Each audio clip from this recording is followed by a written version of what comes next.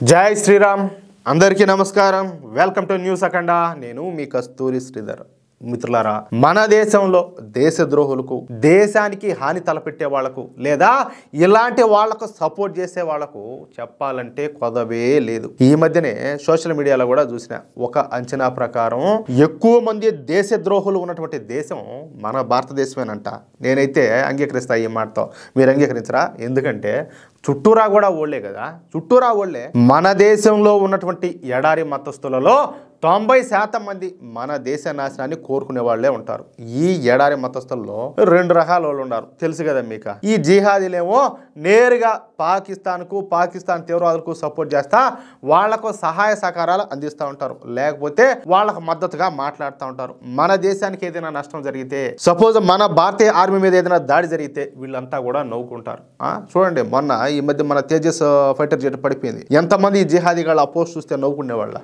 ఇట ముండా కొడకలు ఏం చేయాలి చెప్పండి ఇకపోతే రెండో వర్గం వీళ్ళు అడవుల్లో ఉండే మావోయిస్టులకు సపోర్ట్ చేస్తూ ఉంటారు దేశానికి వ్యతిరేకంగా పనిచేసే ఈ మావోయిస్టులకు మద్దతుగా వీళ్ళంతా కూడా పనిచేస్తూ ఉంటారు ఇకపోతే ఏదో ఫారిన్ కంట్రీస్ లో నాయన గారు అంతా ఉన్నట్టు వాళ్ళని ఏదో నువ్వు నెత్తిని పెట్టుకొని ఊరేగుతూ ఉంటారు ఆ దేశాలు పెద్దవి ఆ దేశాలు గొప్పవి ఆ దేశాలు అట్లా ఆ దేశాలు ఇట్లా అని చెప్పేసి మన దేశాన్ని తక్కువ చేస్తా ఆ దేశాలను పట్టుకొని ఊరేగుతూ ఉంటాయి అర్థమవుతుందా అందుకే మన దేశంలో ఈ తీవ్రవాదం అలాగే ఈ మావోయిజాలకు మొన్నటి వరకు ఎదురు లేకుండా పోయింది వాళ్ళు స్వేచ్ఛగా మన భారతీయులపైన పడి హత్యలు చేయడం మొదలుపెట్టారు అయితే 2014లో మన నరేంద్ర మోడీ ప్రభుత్వం వచ్చినప్పటి నుంచి వీళ్ళ ఆటలు అయితే పెద్దగా సాగడంలే ఎక్కడికక్కడ వాళ్ళందరినీ కూడా తొక్కి పారేస్తారు ముఖ్యంగా ఆపరేషన్ ఆల్అౌట్ చేపట్టి కాశ్మీర్ లో తీవ్రవాదులను ఎన్కౌంటర్లు చేస్తా ఈ జిహాదీగాళ్ళందరినీ కూడా లేకుండా చేస్తారు ఇకపోతే మావోయిస్టుల విషయానికి వద్దాం ఈ మావోయిస్టులో నిజానికి ఏంటంటే మన దేశీయులే ఏమే మనోళ్లే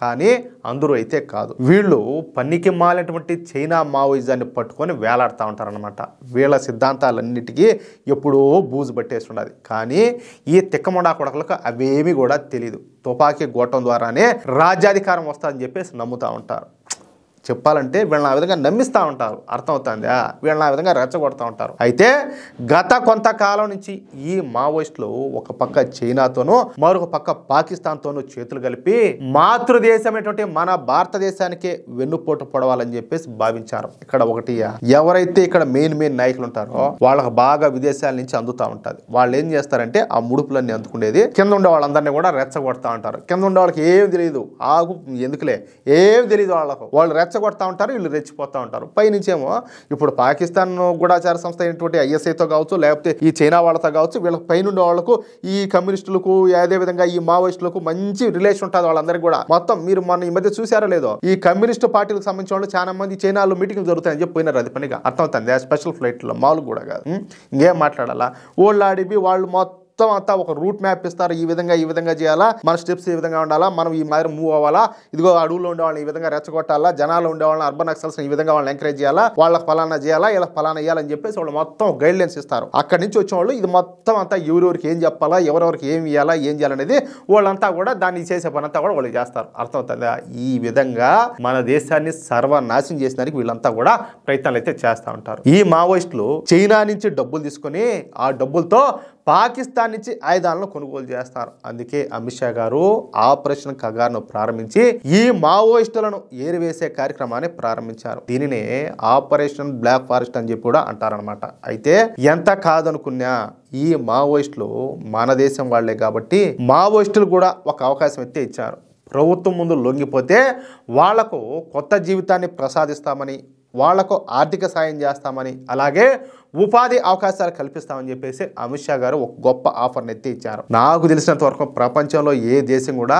ఇలాంటి అవకాశం అయితే ఇవ్వదు ఏమంటారా ఎందుకంటే ఇప్పుడు వీళ్ళు ఎంతో మందిని సామాన్యులను అలాగే పోలీసులను కేంద్ర బలగాలను వీళ్ళు హత్యలు చేసి ఉంటారు వాళ్ళ పొట్టను పెట్టుకుంటారు అలాంటిది మీరు లొంగిపోండి మీకు బతికేదానికి అన్ని విధాలుగా మేము సహాయ సహకారాలు అందిస్తామని చెప్పేసి ఏ ప్రభుత్వం చెప్తుందా అలాంటిది ఇప్పుడు మన ప్రభుత్వం చెప్తుంది అవునా కాదా సరే ఇకపోతే ఈ ఆపరేషన్ కగార్ దెబ్బకు భయపడో లేకపోతే అమిత్ షా గారు ఇచ్చినటువంటి ఈ ఆఫర్ నచ్చోగానే చాలా మంది మావోయిస్టులు అయితే లొంగిపోయినారు హిడ్మా అలాగే నంబాల కేశవరావు లాంటి అగ్రనాయకులు కూడా చనిపోయినారు దీంతో మావోయిస్టు పార్టీ సెంట్రల్ కమిటీ లొంగిపోవడానికి సిద్ధపడిపోయింది మేము కూడా తుపాకులను విడిచిపెట్టి ప్రభుత్వం ముందు లొంగిపోతామని చెప్పేసి నమ్మబలికినారు. జనవరి 1వ తారీఖు వరకు అందరం కూడా లొంగిపోతామని చెప్పేసి ఈ మావోయిస్టులు బహిరంగ లేఖ అయితే రాశారు. అయితే అమిత్ షా గారు వీళ్ళ మాటలు నమ్మేంత పిచ్చోడే కాదు కదా, అందుకే అడవుల్లో ఈ కూంబింగ్ను మాత్రం ఎంత మాత్రం కూడా ఆపల. కేంద్ర బలగాలు అలాగే ఈ కోబ్రా బలగాలు